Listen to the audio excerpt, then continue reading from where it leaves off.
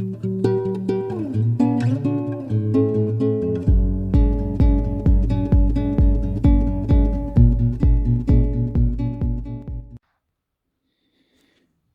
guys, we're back on this one today. What I need to do for a start is get that cold connected up under the floor, because they want to get all the floorboards put down and all these pipes boxed in. So I need to get my Durgo up here, these pipes lagged, basin bossed in, because this is all going in units, toilet all set up, and then I need to get these bath hot and colds first fixed, and then just a bar shower up here. This is only Thermalite, so it's dead easy to chop into. I just use my multi-tool. So they'll be going roughly somewhere there at 150 centres. So that's what I'm going to crack on for a start, get done in this room. And then, as I say, they can get all the floor in that put back down. And then it's just a case of the units going in then, and we can come back and second fix everything. Obviously we can get the bath in as well. What I'm also going to do, because they've got the back of this wall exposed, where that tower rail is, at the minute it's only on plasterboard fixings. So what I'm going to do, I've not actually been asked to do this, but I'm going to find where the fixings are. You can probably see them down here. I'm going to put noggins in here, so it's just going to give that tower rail a lot better fixings. So if anybody has to change it in the future, or you know, if it won't ever get pulled off then, because sometimes with them whirlies they're a bit wiggly wobbly. So that's what I'm going to do anyway, get all done in here, and then all the bathrooms are ready then for, you know, the next trades. That's the plan anyway. So I've got all the cold connected in now. I just need to run this Durgo up here. I'm going to run it above spillover height. So normal spillover height of a basin is about 820. They're boxing it all in, so I'm going to come up about a metre one or something like that. So it'll be up here. And then they're just going to box all this in the corner, and then the unit's going to sit up to it, if that makes sense. So that'll all tidy that corner up. We're going to put some lagging on them pipes, as I've already said. It's just the bath to look at then for me. We need to tidy out under the floor, obviously, before the floor gets put down. We will do that. But I call these Durgo, some people, they're actually called air admittance valves. What these do is they let air into the drain to obviously vent it, but don't allow sewer gases out. So obviously these will need access into the boxing. What we normally do is leave one of the soffit vents, you know, somewhere in the boxing to obviously allow air in so they work properly. But that just goes above there. You can get ones that go below spillover level, but I like to keep mine above anyway. So that'll go on there. Obviously I need to glue this on. Just take the packaging off, and that just sits in there like that. And the boxing, as I say, the boxing all that in. So in case you wondered what I was calling it, referring to a Durgo, it's one of them things. Air admittance valve.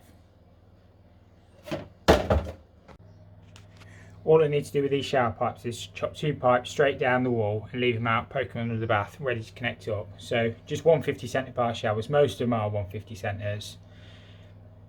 I always do mine about 1100, 1200, something like that. I don't think there's a set regulation height. I always aim for sort of light switch height, because obviously that's the sort of standard height. So that's how I'm going to do mine. I'll wrap the pipes in. I use that silver tape. I'll show you anyway. And basically get that set up.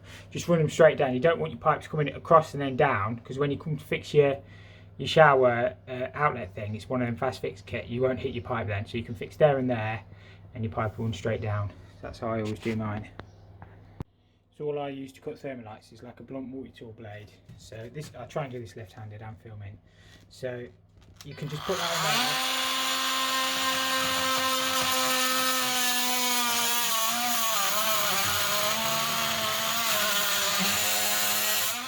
It's going to be quite hard to do one-handed, but that'll cut that soft as butter. It won't take any cutting at all.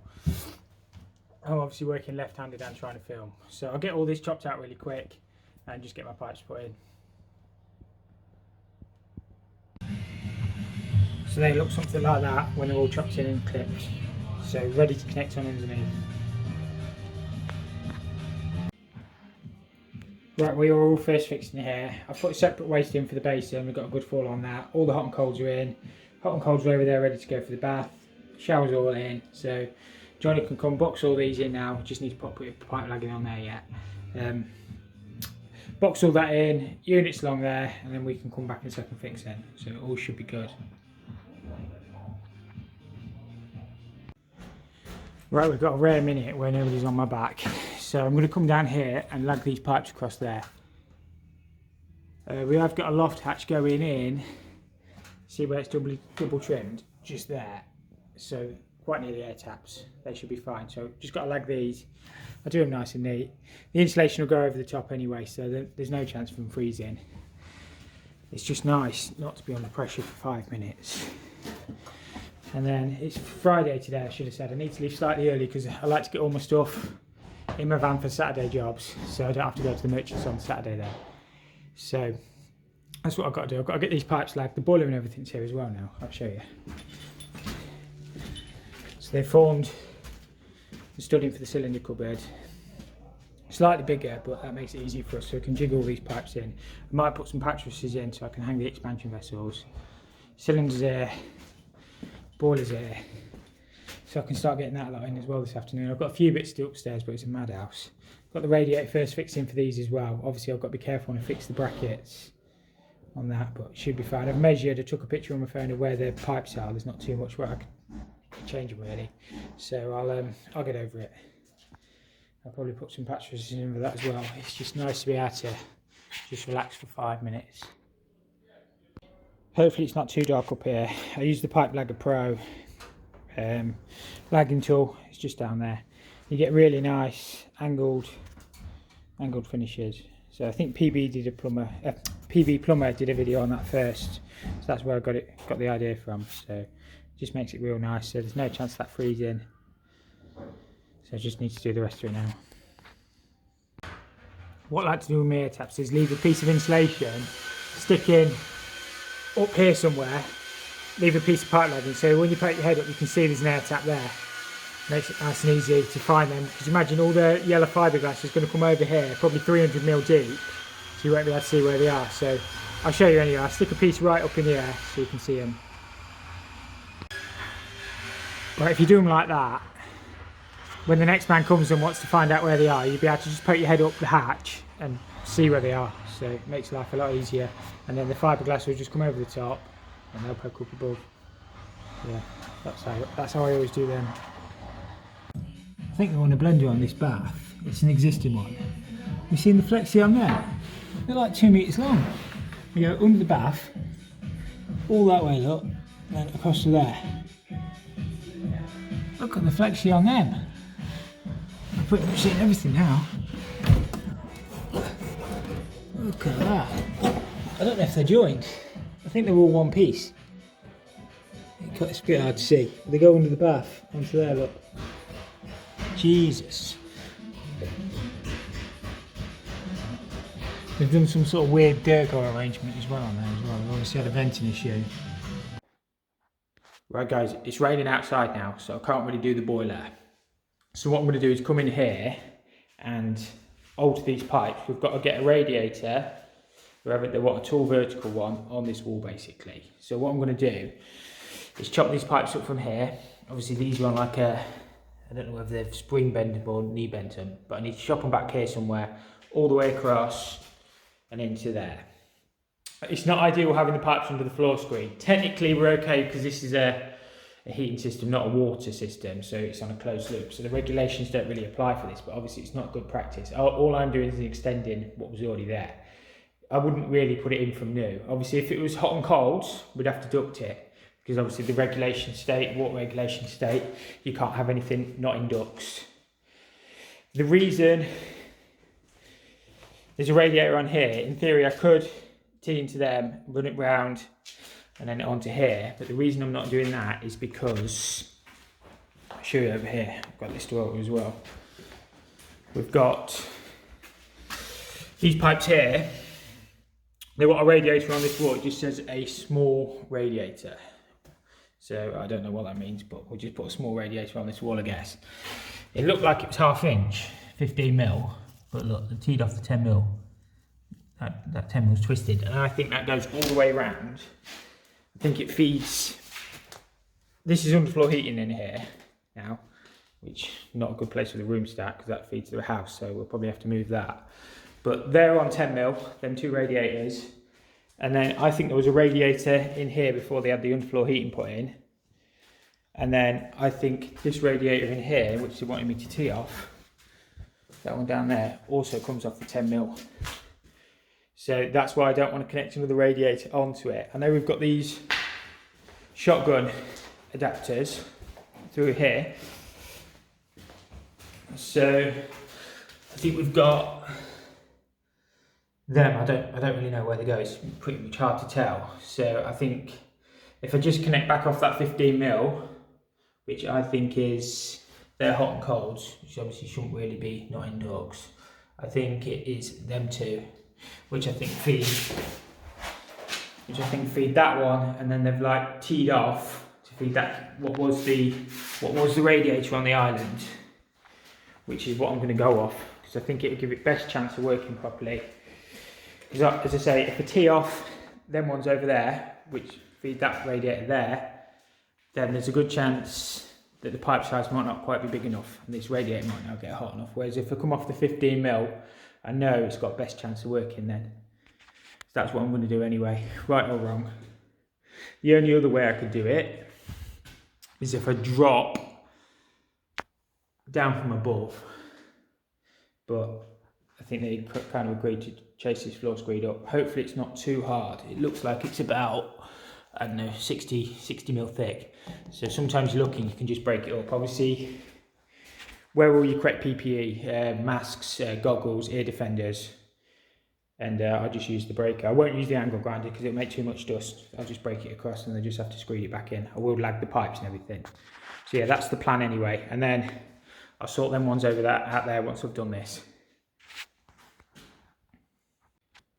That socket there is being removed. It says emit on the wall. So all we've got to do, I haven't actually got the radiator on sides, which sometimes it's a bit of a pain on these tall ones, obviously, to get your pipes in the right place.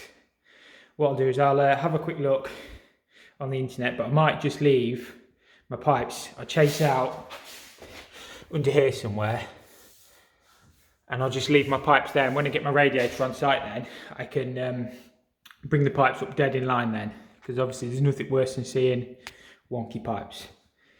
So I'll get it all chased up for a start, and then we'll have a look at the pipe work. Alright, so I've just marked out on the floor where we're going to chop. Obviously just be careful when doing any chasings in case of hidden surfaces. So obviously there'll be no gas here. Well, if you find gas, we're enough because there's no gas in the village. But obviously you've got to be careful of power, all the water supplies. So just chase carefully. I'm just going to basically work from that edge all the way along, just picking it out with my breaker. So that's what I'm going to do. Once you get an edge, it's not normally too bad. And then all the way along there, and then just in front of the radiator. It's actually coming up really soft, so I should really have gloves on. If anybody can recommend some good gloves, I know Fibre Washer in their chat, he's told me to wear gloves, which is probably, he's based on experience. He's probably a lot more experienced than I am. I'm just young and dumb really. So if anybody recommends some good gloves, I'll definitely go out and buy some. But it's coming up really easy. When you're chasing, you just want to work to your edge. So just keep working along that point and it'll just literally break up. I'm using, you can probably get away with a hammer and chisel on this if you haven't got a breaker, but makes life a bit quicker and easier. So that looks something like that. We just need to chase this bit out over here now so we can get onto our pipes. We need to come back here. So not looking too bad. So I think what they've actually used is soft copper. They just laid it in the duct. So we're just going to cut this off, and this is the part where we get water. I think that's what it is. I think it's just, so they've basically done it in one piece. Let's see if we can cut this. I get a little bit of water. We just need to make sure this pipe is super clean, and we should be able to solder straight onto this then, once we get all the water out of it. The copper's actually quite thick compared to the normal stuff. You can see that. Quite a bit of difference in thickness. We should be okay just to join straight onto this. I know it's not ideal, as I've already said, putting the joints in the floor, but I'm going to bend all that lot and there'll just be joints here. There's not too much else I can do. Right, they're both cut off. The other thing I should have mentioned is, sometimes with them tall vertical radiators, they're flow sensitive, so it matters which side you put your flow connection. So what I'll do is I'll blow down here and work out which one my flow is at the boiler, because it gives us a fighting chance of getting it right at this end then. Alright guys, so we bent the first one all in. We'll only have joints at the ends and here. What I'm going to do is get some of that thin climber flex, the 9mm, and we'll put this on the pipe before the floor screeded. Obviously we'll test all the joints, make sure they're not leaking, pressurise them up to working pressure, 1.5 times working pressure as per regulations, and make sure, obviously we'll get the radiator and then we'll finish that bit off then, because I want to bring the pipes out in the right place so they're not wonky. So I'll get these connected up. I'm just getting the last bit of water out of the pipe. I'll bend the other one up while that's draining and we'll get them soldered up down here. We've got a bit of a lake forming. This is where the siphon puller, whatever you want to call it, syringe, just empty it into your thing. I know I could go and get my wet back out, but this is just a lot easier. It's really hard to do this one-handed, so you'll have to trust me. Basically all you do is pull that and it just sucks the water out. Simple as that. I think it's pretty much stopped. I've sucked out the pipe as well with this. These are absolutely brilliant if you're doing a lot of toilet siphons and stuff like that. I know everybody's got wet backs now, and you can even get battery wet backs, but these are just so handy if you've just got a little water to get out of a pipe or out of a cistern, even for putting inhibitor in radiators. So what you can do if you put an inhibitor in a towel rail, take the plug out, obviously turn your two valves off, take your plug out, suck out basically half a litre, most of them are half a litre now, aren't they, inhibitors, and you can just put that straight in the top of your inhibitor and then put it straight into your towel rail. So it just saves no end of time. And I think it was like, when I bought it was like a £5 on Amazon. So I've had that years in the van. It's just really handy to keep. Right, so I've got the pipes all in now. I definitely need to put some wrapping on these before it's screeded back in. We also need to get them tested. I've just got some clips in here just to keep them off the screed, if that makes sense, off the bottom. So that's there. I'm probably going to leave them until I get the radiator. So they're pretty much in. I need to go over here now, or over there, and get all them sorted for that radiator. So yeah, quite happy with that. Okay, so I thought I'd take a bit more of this screed out, and that pipe's running where this radiator is going anyway. So I'm going to chop it all the way across, and hopefully pick it up over here. I'm not too sure what I'm going to do with this one yet. That's 10mm, and at some point it's been twisted. So we'll have a look at that. Now, so what we've got here, by the looks of it, is a 15 by 10 compression reducer buried under this floor, and that just fed that kick space before. So hopefully I'll be able to pick this 10mm back up to feed this radiator here. I know it's not ideal, but it's kind of what it was, isn't it? And I'm not too sure where that one goes yet. Chop a little bit more of this up and we'll have a look. I hate it when people bury compression reducers under the floor. It won't even tighten up. How did that not leak? Or maybe I listened to it a bit when I was chopping the floor screw potentially. I just hope they haven't done the same with that. Not so good. I'm not sure what that is. I think obviously we've got hot and colds going that way. There's another 15mm pipe on the back side of that, and then I think there's another one in there, so they might be hot and colds going to the downstairs toilet. But I'm not too sure how this one makes its way back here. But I think all I'm going to do is connect it up here, bring it up for that, and then do something with that. And hopefully that should work, because it was obviously a flow and return before to that kick space. I don't know how many more compression joints we're going to find on this pipe, but there's another one. Whoever's done this has done it a bit of a bodge, haven't they, really? So we're going to take it back here a little bit more and try and expose it again. Right guys, it's on a tee. They've obviously teed off for this kick space at some point. So ideally you don't want to be teeing onto 10mm, but I don't really have a lot of choice because I've got to get a radiator here. I just have to explain to the client that it's not best practice. This pipe here is damaged as well. I don't know if I did it. I was chasing it up. What I'm going to do is cut it off. I can't really get the floor up on the other side because it's all timber floor. So what I'm going to try and do is cut it off in the wall, solder a 10mm socket on there to do over that flat bit, bring it round because I'm not going to get any movement, bring it round, put a T here and then join it in to some elbows. That's the only way I can see I'm going to do that. And I'm not sure what I'm going to do with that over there yet. It's just can of worms this is. That's why I didn't want to tee that radiator that I've just done over there off this lot, because I knew it was all 10mm and it's all crap. That's what the pipe was under the floor. Probably I crushed it a bit when I was chopping it up, but what I've done is, if the camera will focus, I'll cut it all out and get onto a good bit of, well, I've cut it back there. Hopefully we can get onto a good bit of pipe and solder it all up rather than using compression. I just don't know if I'll have a 10mm soldered T in the van, which is a bit of a problem, but I'll have a look. So in here we have all my 10mm and 8mm small stuff really, PTFE tape for oil lines. Obviously you can't solder on oil lines, this is just random bits and bobs. I've got another box in the van with bits and bobs in. So we need a 10mm T, hopefully there's one in here. Yeah, we've got a 10mm T, 10mm socket, one of them skis, and we've got some elbows and stuff that we need. Every time I use something, what I'll do is I'll replenish it, so I always know what I've got. We've got some compression bits, some 8mm. So it's just one of the shallow Fat Max, just lives in my van. And we've got some 10mm soft copper there as well. I've managed to solder a 10mm coupler on there. It is a little bit flattened where it goes through the wall, but I don't think it's too bad. There's not too much I can do with it really. It's how it, I think it's how it was before. I think when they've put this in, they've obviously flattened it a little bit. It's not too bad. You just got to be so careful with 10mm. So what I'm going to do is, I know it's not ideal as I've already said, but it's what I've been asked to do. Put a radiator here. I'll just explain to him.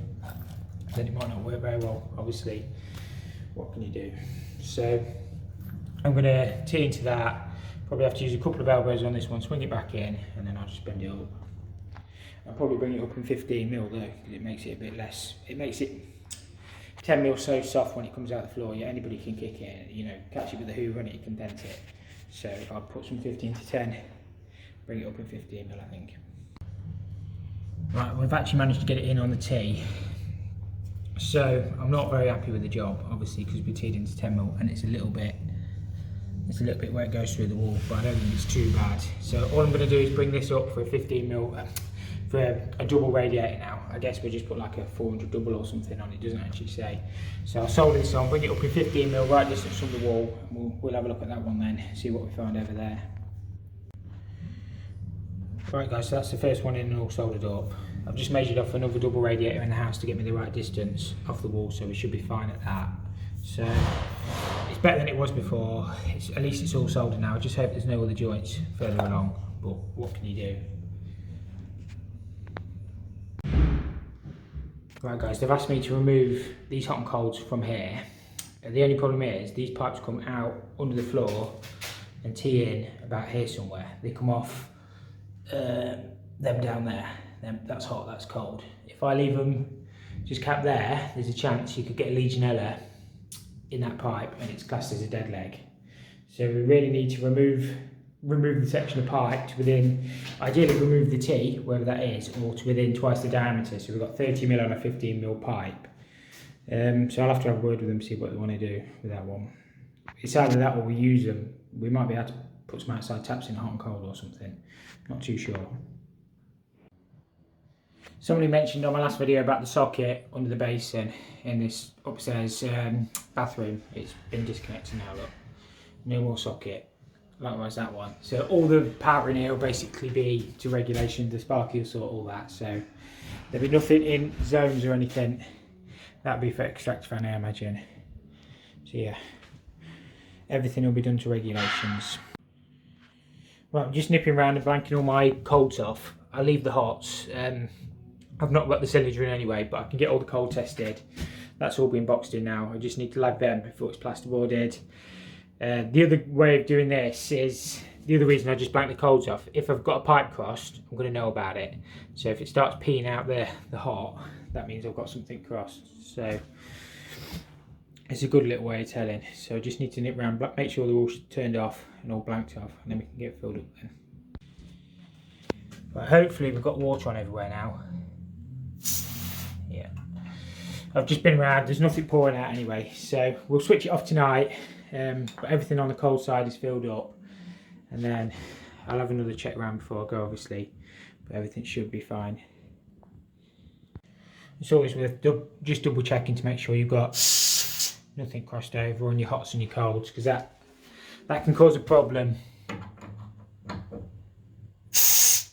Yeah, I think we're good. Should be fine. Obviously, it's an easy mistake to make, but it can cause a lot of problems later on if you don't pick it up. So if it was like a combi going in, obviously you'd have no hot water and stuff like that. It just messes everything up. But I think we're fine. I'd be surprised if that wood burner flue is long enough as well. Just noticed it. There's no vent down there either, but it's supposed to be a minimum length of 4.5 metres. But I'll measure it. I shouldn't think it's long enough. It only comes out, what would you say, that was about 1.5 metres above there. So it needs to have a minimum of 2 metres in the room. It might be long enough. So I've just measured this wood burner flue. We've only got 1.3 above the roof from that slate, basically from the slate to the cow. So I just need to try and measure out what we've got going through. It's a little bit difficult to tell, but I'll measure from here and then down then, if that makes sense. I don't know if you guys can just see that. The stove is just literally there. We've only got a maximum of another 2 metres, maximum. So that only gives us a total flue length of 3.7 maximum, which ain't long enough. It don't comply with building regulations. You need a minimum flue length of 4.5, obviously, to get the draw. There's also no vent in the room. Ventilation's a weird one. I can't quite get around the back of the fire to see the kilowatt, but if it's above 5 kilowatt you need ventilation whatever. But if the thing was built after 2008 you'll need ventilation anyway. So I need to check the kilowatt of the wood burner, but it don't comply anyway. So they need at least another metre on top of that to make it comply.